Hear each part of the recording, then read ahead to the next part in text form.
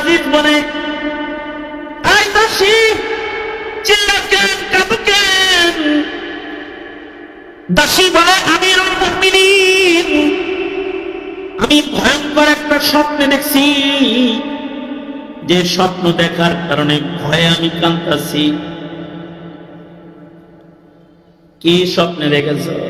স্বপ্নে দেখি হাসর কায়েম হয়েছে, দোজকের উপরে পুলসরাতকে আল্লাহ তাআলা স্থাপন করেছে,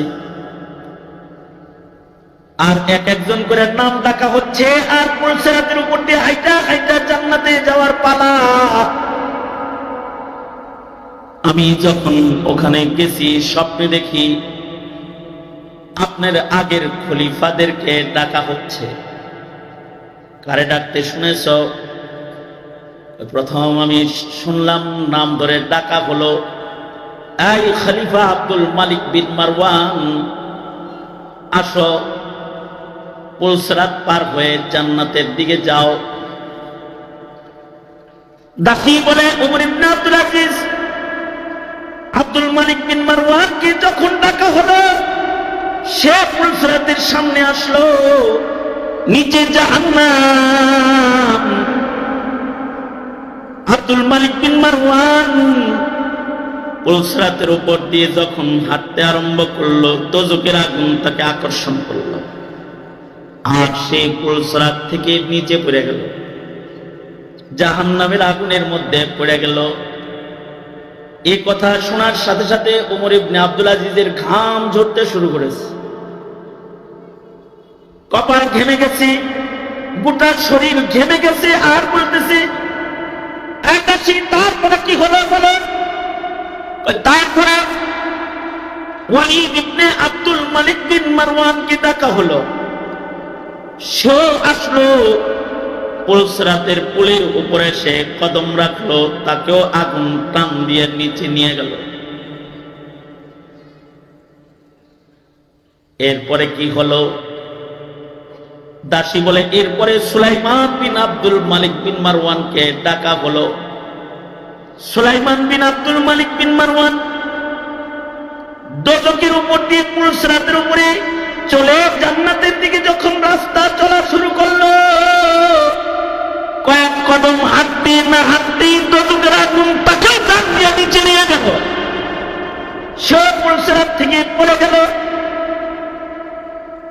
ওমর ইবনে আব্দুল আজিজ বলে, তারপরে কি হলো? তারপরে ডাকা হলো, ওমর ইবনে আব্দুল আজিজ আল মারওয়ানি, আপনাকে। এই কথাটা উচ্চারণ হওয়ার সাথে সাথে ইমামে গাজ্জালী রাহমাতুল্লাহ আলাইহি বলেন, এটা ওমর ইবনে আব্দুল আজিজের তাকওয়াল্লাহ, দোজকের আগুনকে সে কত ভয় পায়, এটা ওমর ইবনে আব্দুল আজিজের তাকওয়াল্লাহ। কথাটা শোনার সাথে সাথে ওমর ইবনে আব্দুল আজিজ অজ্ঞান হয়ে বিছানায় পড়ে গেল। দাসী ওমর ইবনে আব্দুল আজিজের কানের মধ্যে মুখ লাগায় বারবার বলে, আপনারা ডাকছে আমিরুল মুমিনিন, এটা শুই নাই আপনি অজ্ঞান হয়ে গেলেন। আপনি পুলসরাতের পুলের উপরে উঠার পরে কি হলো তা তো শুনলেন না। আপনি যখন পুলসরাতের পুলে উঠলেন, খোদার কসম, খোদার কসম, আমিরুল মুমিনিন, বেহুশ হয়ে যাবেন না। আপনি যখন পুলসরাতের পুলে উঠলেন, আপনার তাকওয়ার জ্যোতিতে দোজকের আগুন নিচে চলে গেল, আর আপনি নিরাপদে পার হয়ে আল্লাহর জান্নাতে পৌঁছে গেলেন। দাসী কানের গোড়ায় বলতেছে ঠিকই, কিন্তু ওমর ইবনে আব্দুল আজিজের কোনো হুঁশ নাই, তিনি অজ্ঞান অজ্ঞান।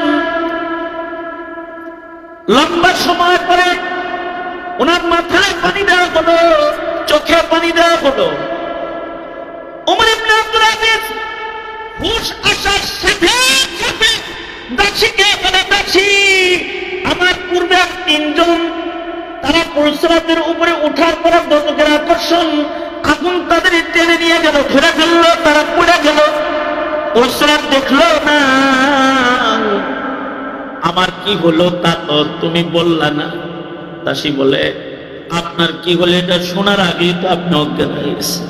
না, তুই আমার রহমতের নিদর্শন, তোর কাছে আমার রহমত প্রাপ্ত বান্দারা ঢুকবে।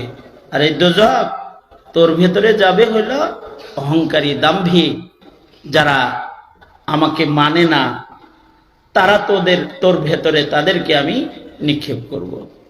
জান্নাত সর্ব উৎকৃষ্ট জায়গা, আর তার খেলাফ, তার উল্টা দোজখ হইল সর্বনিকৃষ্ট জায়গা।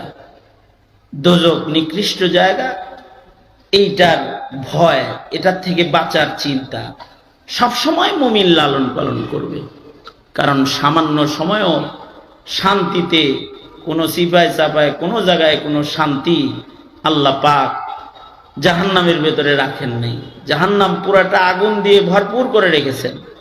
জাহান্নামের ভেতরটা বুঝায় খালি আগুন আর আগুন আর আগুন।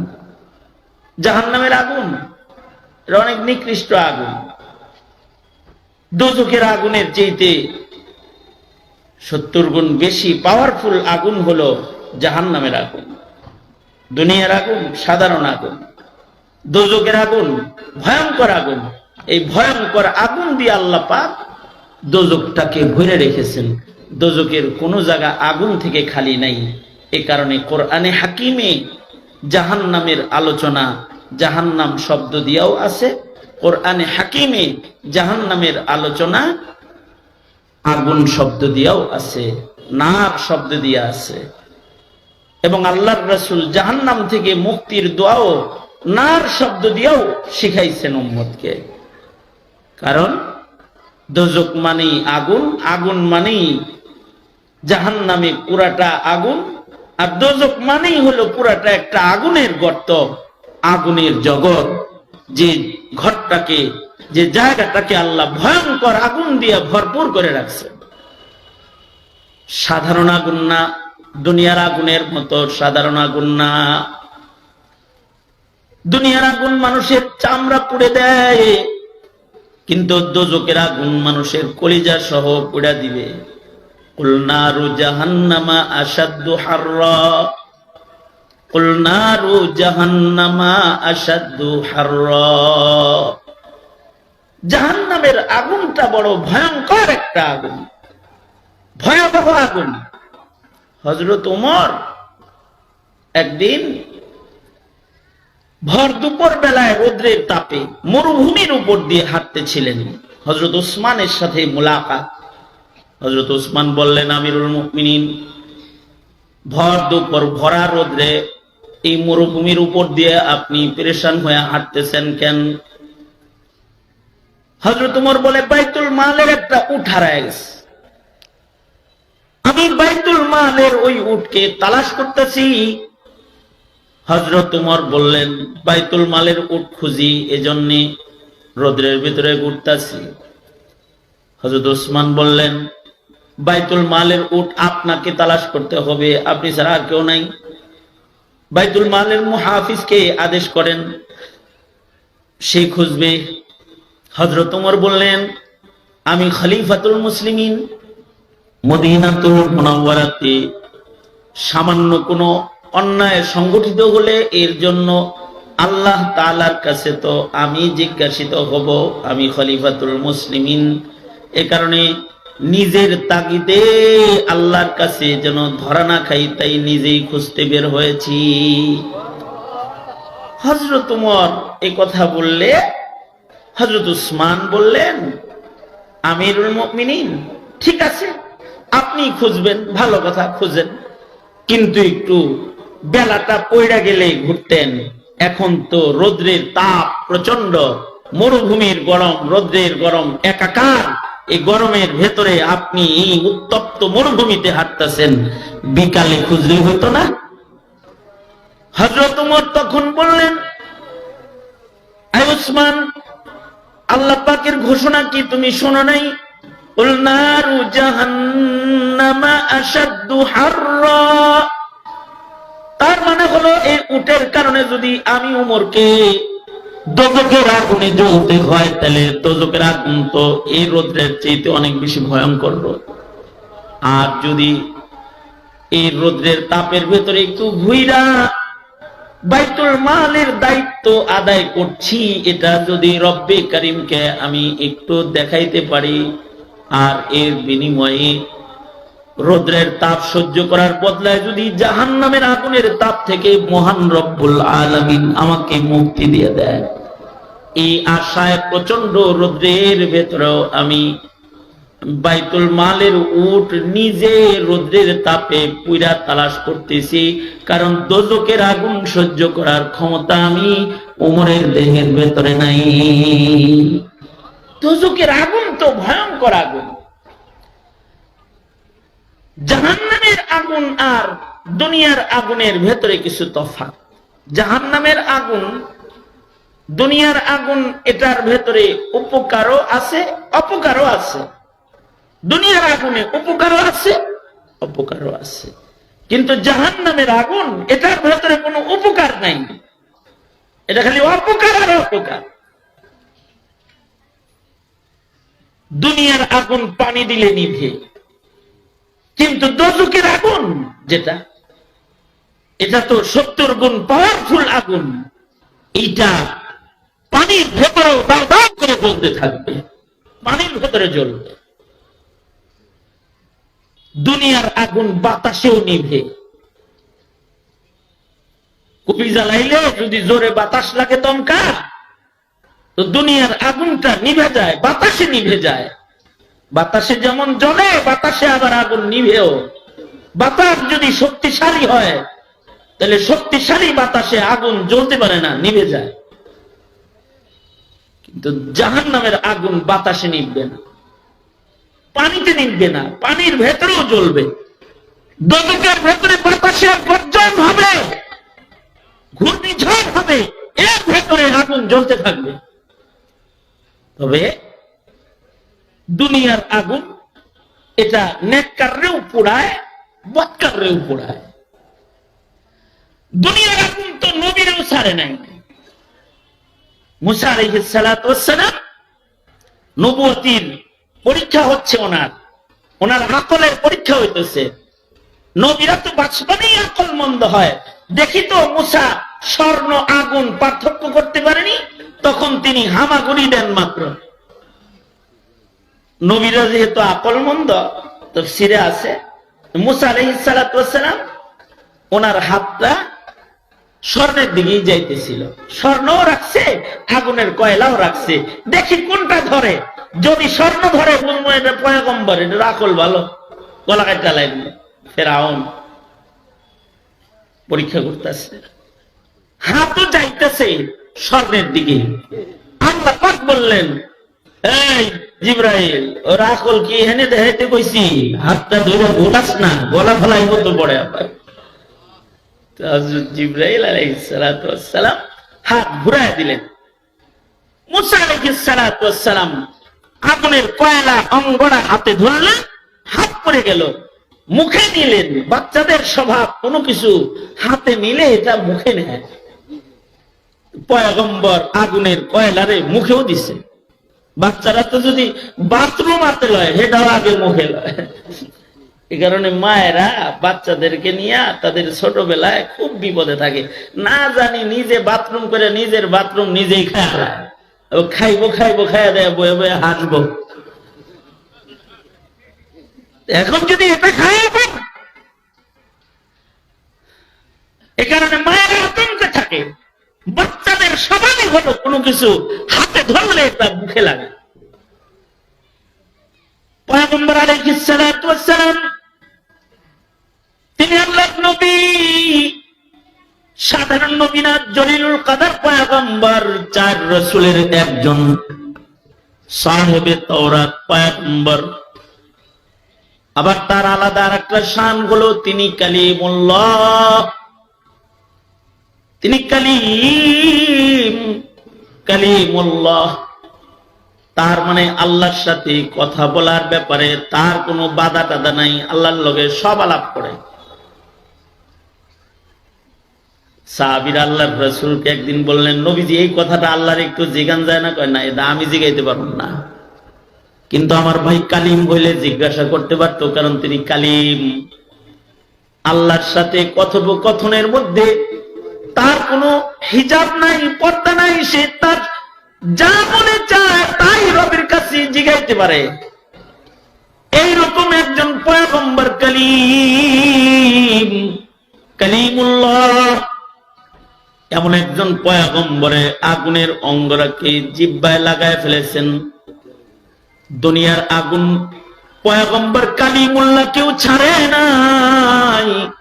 হাতে লেগেছে, হাত পুড়ে গেছে, মুখে লেগেছে, মুখ পুড়ে গেছে। কিন্তু জাহান্নামের আগুন যেটা, এটা আলাদা। জাহান্নামের আগুন হলো অপরাধীদেরকে জ্বালাবে। এটা প্রস্তুত করা হয়েছে অপরাধীদের জন্য। এ কারণে জাহান্নামের আগুনের বৈশিষ্ট্য আল্লাহ পাক বর্ণনা করেন, ইন্না জাহান্নামা কানাত মিরসাদা। ও অপরাধীদেরকে ধরার জন্য উৎ পেতে থাকে, উৎ পেতে আছে। সে ধরবে ধরবে, অপরাধীকে ধরবে। দোজখ নামক ঘাটির মধ্যে সে উৎ পেতে আছে জাহান্নাম অপরাধীকে ধরার জন্য। এটা অপরাধীকেই ধরে, কারণ জাহান্নামের আগুনের অপরাধীকে জ্বালাইবার যোগ্যতা আছে। এটা কোন নেককার বান্দার জন্য আল্লাহ পাক বানায় নাই। লিত্তাগিনা মাআবা, ওর আগুনের ভেতরে পড়বে যারা আল্লাহ পাকের অবাধ্য, যারা অহংকারী, যারা আল্লাহর কথা শুনে না, যারা নাফরমান, তাদেরকে আগুনে ধরবে। এ জাহান্নামের আগুনের বৈশিষ্ট্য হলো অপরাধীকে জ্বালাবে, কিন্তু নেককারকে দেখলে সে নিজেই ডরাবে। ইমানদার দেখলে দোজখের আগুন ভয় পায়, তাকওয়াওয়ালা দেখলে দোজখের আগুন ভয় পায়। হাদিসে আছে তাকওয়াওয়ালার চোখের পানিকে দোজখের আগুন ভয় পায়। দোজখের আগুন একটা পানিকে ভয় পায়, এটা হলো মুমিন বান্দার চোখের পানি, এটাকে জাহান্নামের আগুনও ভয় পায়।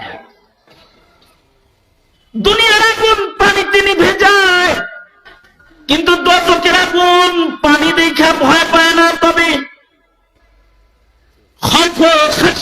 খুদাবন্দির পানি যদি কোন মুমিন বান্দার চোখ দিয়ে গড়ায় পড়ে যায়, এই চোখের পানিকে, কাতরার চোখের পানিকে দোজখের আগুন ভয় পায়।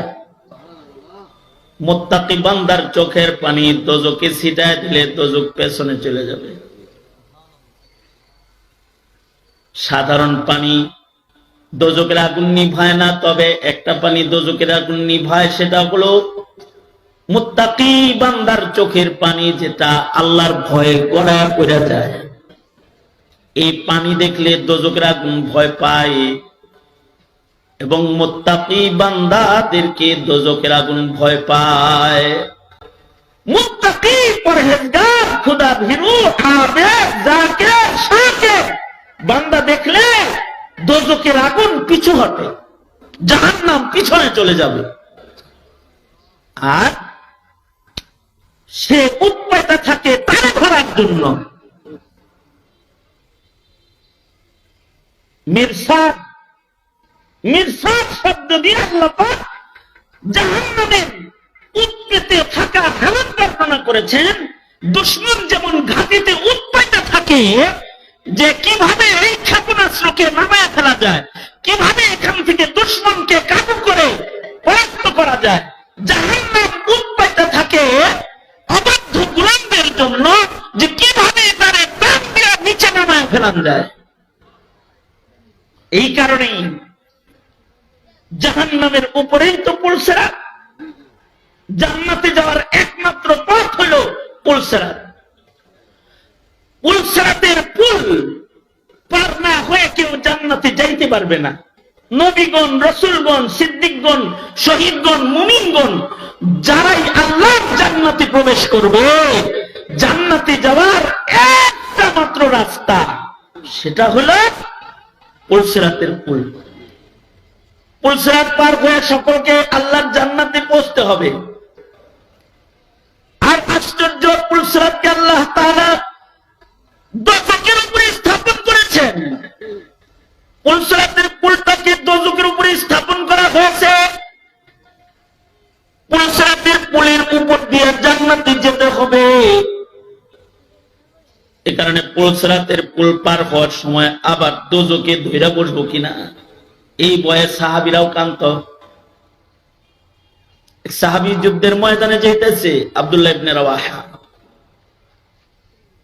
যুদ্ধের ময়দানে যাইতেছেন। আব্দুল্লাহ ইবনে রাওয়াহা এমন একজন সাহাবী ছিলেন,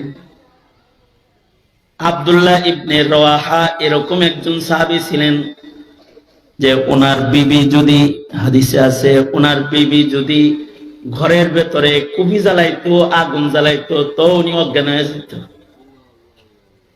ওনাকে জিজ্ঞেস করতো, এ আগুন দেখে অজ্ঞান হন কেন? আব্দুল্লাহ ইবনে রাওয়াহা বলতেন, বিবি, এই দুনিয়ার আগুন দেখলে আমার দোজখের আগুনের কথা স্মরণ হয়ে যায়, তখন আমি ভয়ে অজ্ঞান হয়ে যাই। আব্দুল্লাহ ইবনে রাওয়াহা যুদ্ধে যাচ্ছেন, আল্লাহর রাসূল কিন্তু ওনাকে শাহাদাতের সুখবরও দিবেন। আব্দুল্লাহ ইবনে রাওয়াহা, বিবির কাছ থেকে শাহাদ বিদায় হয়ে যাও, তুমি যুদ্ধের ময়দানে সেনাপতি হিসাবে শাহাদাত বরণ করবে। তার মানে নবী যাকে বলতেছে শহীদ হবা, তার জান্নাতে যাওয়ার ভিতরে আর কোনো ভেজাল আছে? একে তো শহীদ, শহীদদের জান্নাতে যাওয়ার মধ্যে কোনো ঝামেলা নাই। শহীদরা বিনা হিসাব আল্লাহর জান্নাতি। যারা শহীদ তারা বিনা হিসাব আল্লাহর জান্নাতে যাবে। তার ভেতরে যদি নবীর বর্ণনায় আসে তুমি শহীদ, তুমি বিনা হিসাব জান্নাতে যাবা, তাহলে তার জান্নাতে যাওয়াটা কতটুকুন কনফার্ম? তার শাহাদাতের আলোচনা আল্লাহর রাসূল আগেই করে দিলেন। তিনি যখন শহীদ হইতাছেন, নবীজি নিজে বলতেছেন যে আমার আব্দুল্লাহ ইবনে রাওয়াহা সে কিন্তু জান্নাতে চলে গেল। জাফর তৈয়ার, যায়েদ ইবনে হারেসার সবার শাহাদাতের দৃশ্য আল্লাহর নবী মদিনায় বসে বসে আল্লাহর লাইভ দেখেছেন। আল্লাহ পাক যুদ্ধ তার পয়গম্বরকে দেখাইতেছেন, আর নবীজি বলতেছেন যে এটা আব্দুল্লাহ ইবনে রাওয়াহা এই যে জান্নাতে গেল। সেই আব্দুল্লাহ ইবনে রাওয়াহা নবীর সাহাবী, আগুন দেখলে, দুনিয়ার আগুন দেখলে অজ্ঞান হয়ে যেতেন। উনি যখন মুতার যুদ্ধে যাইতেছিলেন, মদিনা থেকে বের হয়ে যখন যুদ্ধের ময়দানের দিকে আগাইতেছেন, তখন উনি কান্না করতেছেন, চিল্লায় চিল্লায় কাঁদতেছিলেন। সাহাবীরা বলে, আব্দুল্লাহ ইবনে রাওয়াহা এত জোরে জোরে চিল্লায় কান্দো কেন? মৃত্যুর ভয়ে বুঝি তুমি এমন করে কাঁদতেছ? নবী বলছেন তুমি শহীদ হইবা, মরণের ডরে কাঁদতেছ নাকি? আব্দুল্লাহ ইবনে রাওয়াহা বলে, বিবি বাচ্চার মায়েও কান্দি না, মরণের ডরেও আমি কান্দি না। আমার কান্নার একটা কারণ আছে, সেটা হলো জান্নাতে তো যাবো। নবীজি বলছেন আমি শহীদ, জান্নাত পাবো, এতে কোনো সন্দেহ আমার নাই। কিন্তু আমার ভয় হইল জান্নাতে যাওয়ার একটা রাস্তা হলো পুলসিরাত, যেটার উপর দিয়ে আমাকে হেঁটে হেঁটে জান্নাতে যেতে হবে। আর জাহান্নামের উপর দিয়ে জান্নাতে যাওয়ার রাস্তা, জাহান্নাম তো উৎপাদিত আছে অপরাধীকে ধরার জন্য। না জানি আমার জিন্দেগির কোন অপরাধের কারণে জাহান্নাম আবার আমাকে ধইরা ফেলায়, জানি না আমার শাহাদাতের আলো কেমন হইব। আমি কি পুলসিরাত পার হইয়া জান্নাত পর্যন্ত পৌঁছতে পারবো নি? এই ভয়ে আমি কান্না করতেছি। হযরত ওমর একদিন সূরা নাবা তেলাওয়াত করতেছিলেন, 40 আয়াত বিশিষ্ট এই সূরা, 2 রুকু, মাক্কি সূরা। আসর থেকে মাগরিবের মাঝখানে এই সূরা তেলাওয়াত করা আল্লাহর কাছে পছন্দের। হযরত ওমর একদিন সূরা নাবা পড়তেছিলেন, সূরা নাবা পড়তে পড়তে হযরত ওমরের সামনে এই আয়াত চলে আসছে, ইন্না জাহান্নামা কানাত মিরসাদা। আয়াতটা হযরত ওমরের চোখের সামনে আসার সাথে সাথে, তিলাওয়াত হওয়ার সাথে সাথে হযরত ওমর বেহুশ হয়ে গেছে। 2-3 দিন পর্যন্ত হযরত ওমর দোজখের ভয়ে খালি মসজিদে গেছে আর ঘরে আসছে আর খালি কাঁদছে। সবাই যাইতো, কি ব্যাপার আমিরুল মুমিনিন ঘর থেকে বের হয় না কেন? ঘরের লোকেরা বলতো, ওই যে জাহান্নাম উৎপাইতে আছে ধরার লেগে, তা পড়ার পর থেকে খলিফাতুল মুসলিমিন ভয়ে কাতর হয়ে গেছে। আমিরুল মুমিনিন ওমরের মতো মানুষ জাহান্নামের উৎপেতে থাকাটাকে ভয় করতেন। আমরা কি জীবনে চিন্তা করি জাহান্নাম কি আমাদের দেখলে ভাগবে, নাকি আবার জাহান্নাম আমাদেরকে দেখলে ধরবে? কারণ জাহান্নামের আগুনের একটা খাসলত, এটা অবাধ্য যারা তাদেরকে ধরে নিজের কাছে নিয়ে যায়, উৎপাতে আছে জাহান্নামের ভিতরে পড়বে। যে সকল অবাধ্য তারা, যারা নাফরমান গোলাম, তারা লিত্তাগিনা মাআবা, এটা ঠিকানা হলো তাগিন, যারা তাদের মুতাকাব্বিরিন, যারা তাদের, যারা পাপিষ্ঠ, তাদের, যারা বেঈমান, যারা বেআমাল, যারা আবেদ নয়, যারা গুনাহগার, তাদের ঠিকানা হলো দোজখ। না জানি দোজখে টান দিয়া আমাকে আবার তার কাছে নিয়ে যায়, আর আমার ঠিকানা না জানি দোজখ হয়ে যায়। এই ভয়ে সাহাবায়ে কেরাম প্রতিনিয়ত কাঁদতেন।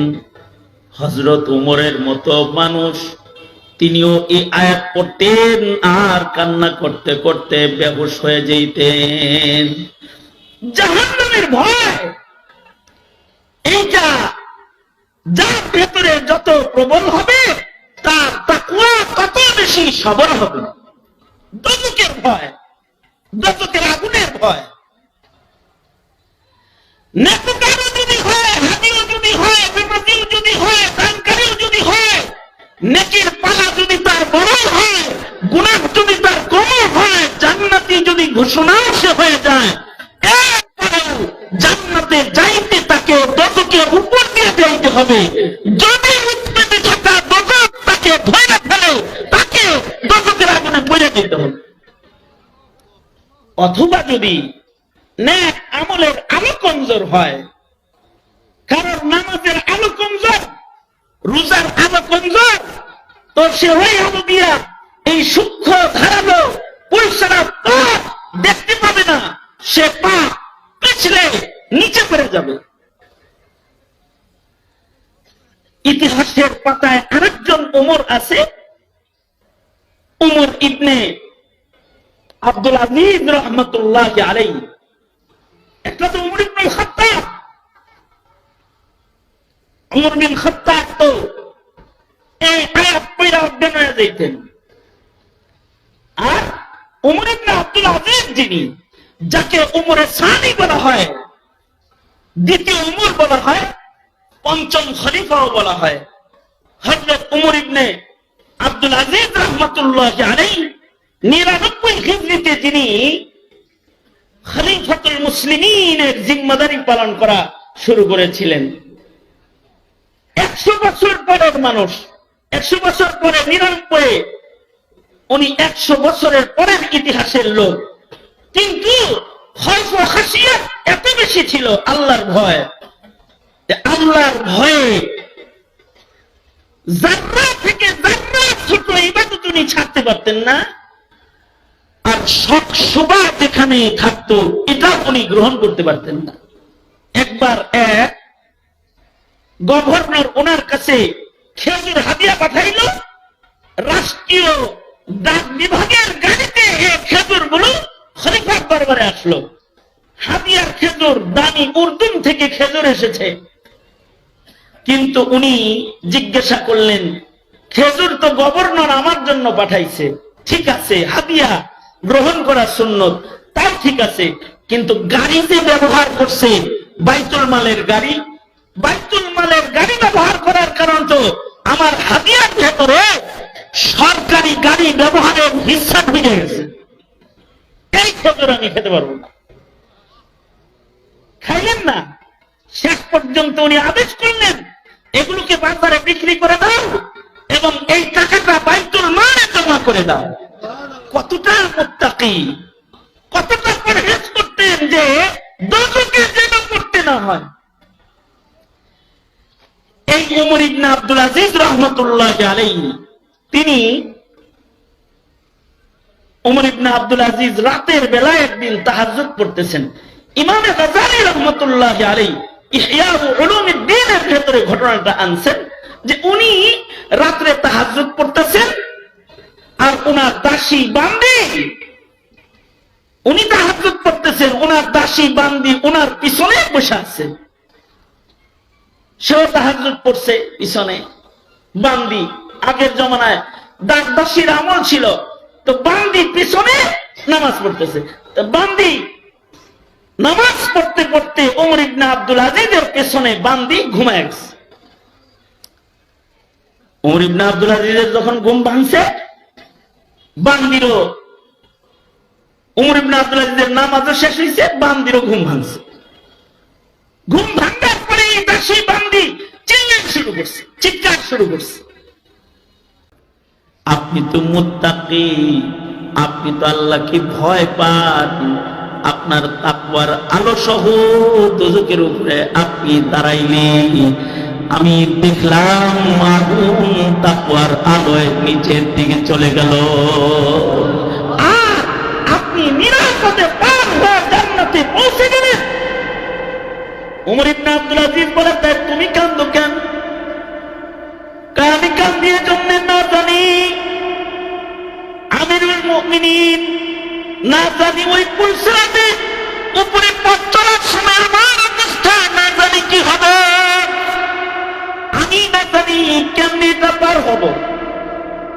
এ কারণে দোজখ তো অপরাধী ধরার জন্য উৎপেতে আছে। প্রত্যেকটা মুমিন বান্দা দোজখ থেকে আল্লাহর কাছে পানাহ চাইবে, কারণ আল্লাহ পাক বলেন ইন্নাহা সাআত মুস্তাকাররাও ওয়া মুকামা, এটা বড় নিকৃষ্ট জায়গা, এটা থেকে পানাহ চাইবা।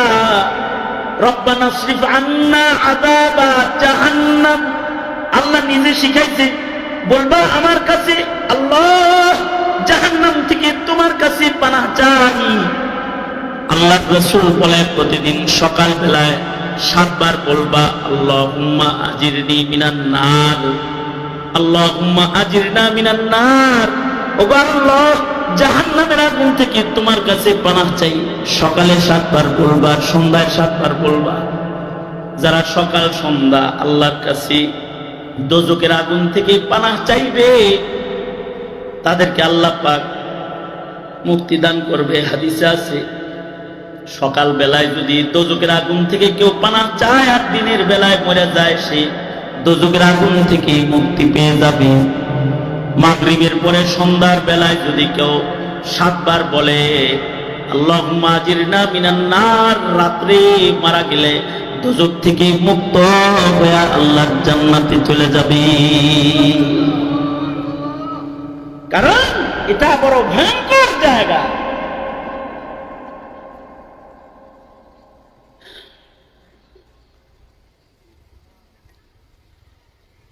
এখানে যে যাবে সে কয়দিন থাকবে?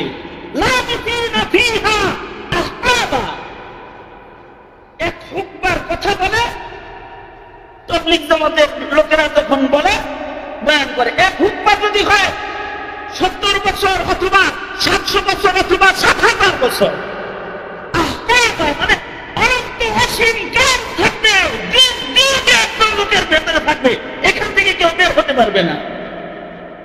বেঈমানরা এখান থেকে বের হতে পারবে না। ঈমানদার যদি মনে করে আমি তো বাইর হুমি, আমার তো ঈমান আছে, কথা হলো ঈমান তো আছে, এতটুকের ভেতরে সামান্য সময় থাকা কি যাবে? সম্ভব কি হবে? সামান্য সময় তো থাকা সম্ভব হবে না,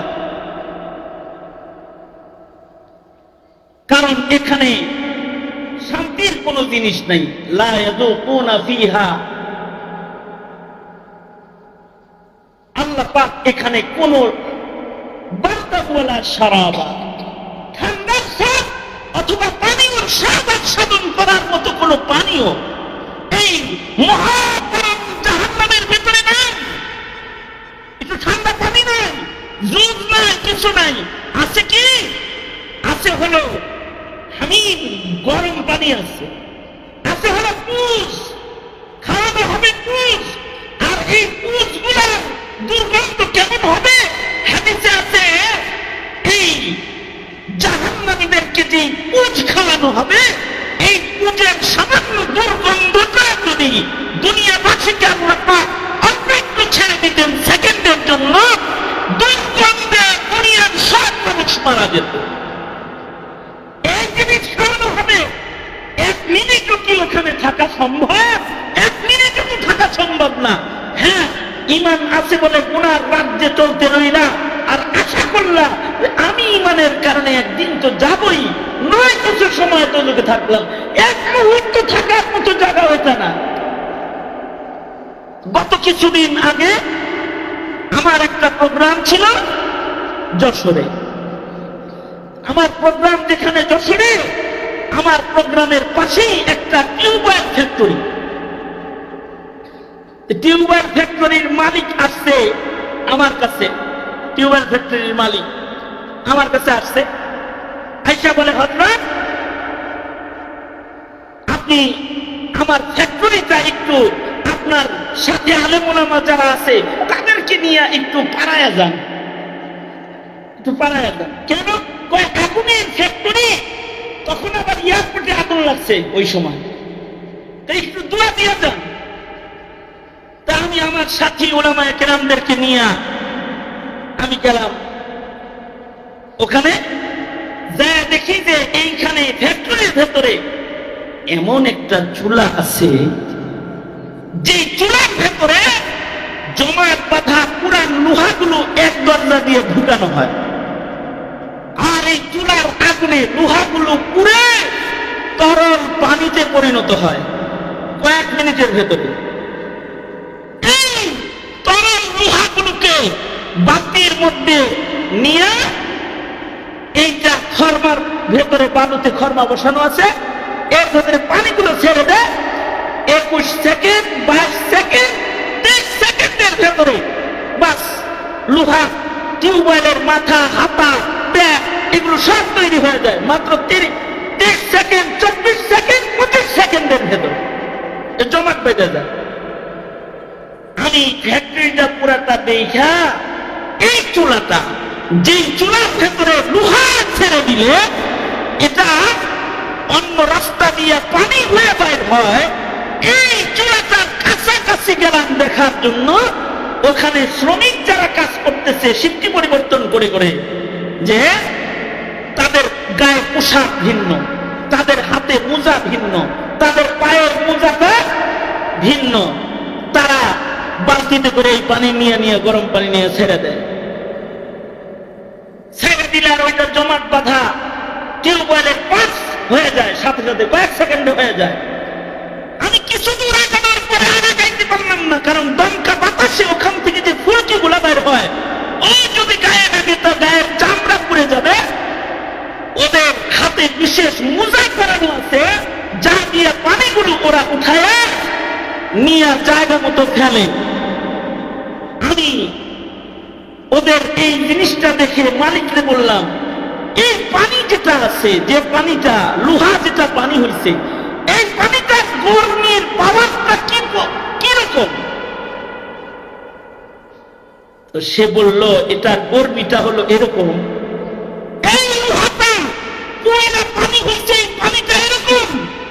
এইটাকে যদি আপনার হাতের তালুতে ফেলা হয় তো সেকেন্ডের ভেতরে গোটা হাত ছিদ্র হয়ে এই তরল লোহা, গরম পানি তরল লোহা এটা হাতের অপর সাইড দিয়ে সেকেন্ডের ভিতরে বাইর হয়ে যাবে। এটা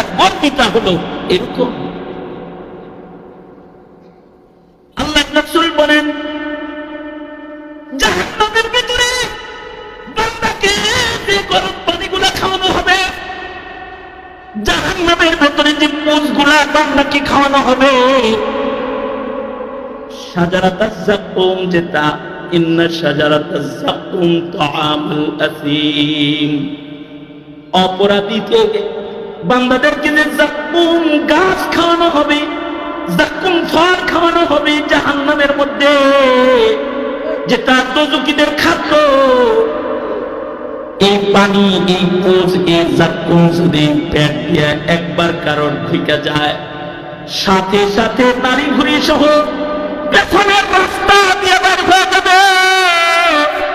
এরকম কঠিন আগুন গরম পানি হবে বান্দার খাবার।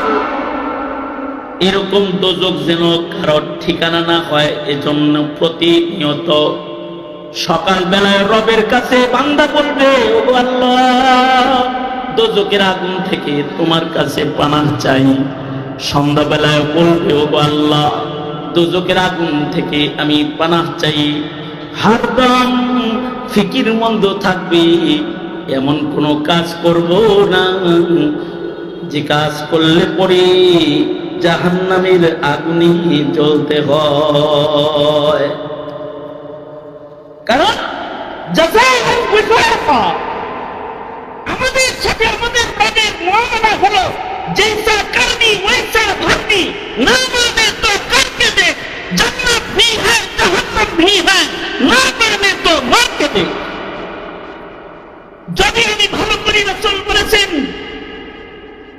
তুমি যেমন করবে তেমন তুমি মরবে, তেমন